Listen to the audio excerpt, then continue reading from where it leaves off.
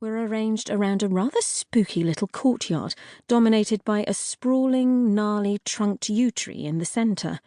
Very bleak house, thought Ursula as she looked around, noticing that the quad had 4 castellated turrets, 1 in each corner. The only dashes of colour were the few pale pink autumn roses still open in the flower beds. Otto led the girls towards one of 4 stone archways. It had the letter C carved above it. "This is your staircase," he informed Ursula and Nancy. The girls peered curiously inside the archway. A flight of scrubbed wooden stairs led towards a window on a high landing. 2 girls were standing just inside, scrutinizing a black-painted board attached to the wall on the left. The number of each room, and the name of its occupant, had been inscribed upon it in white italic lettering. "Hi!" called one of the girls when she saw them. "Felicia Evanlode Sackville, head girl, Rodine. Lacrosse captain, firsts. Everyone just calls me Moo." She had the plummy Sloane Ranger accent common to the alumni of one of England's most prestigious girls' boarding schools. Moo was dressed in a navy blue regulation Rodine school tracksuit and green flash Dunlop sneakers. The plump blonde ponytail on the top of her head seemed to bounce in time with her words. She had a sprinkling of freckles across her face and a healthy, sporty physique. Moo's bumptious confidence put her in stark contrast to the other girl, who seemed too terrified to utter much more than her name, Claire Potter. Claire was a sad-faced girl, as plain as it was possible to be.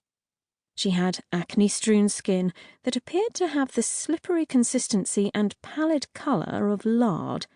She was dressed in a drab knee-length skirt, a scratchy-looking sweater, and woolly tights. Her flat feet were clad in enormous ugly brogues. She was wearing clunky spectacles, and her coarse, mousy hair was chopped short. Ursula felt sorry for Claire Potter.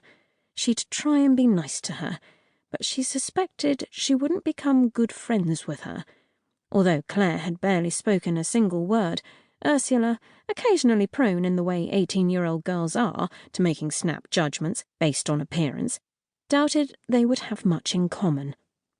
Ursula couldn't really relate to short-haired girls. She just didn't understand their philosophy of life. "Your bathroom is through there," said Otto, pointing to an open door on the left. Ursula and Nancy stepped into the room and inspected the washing facilities.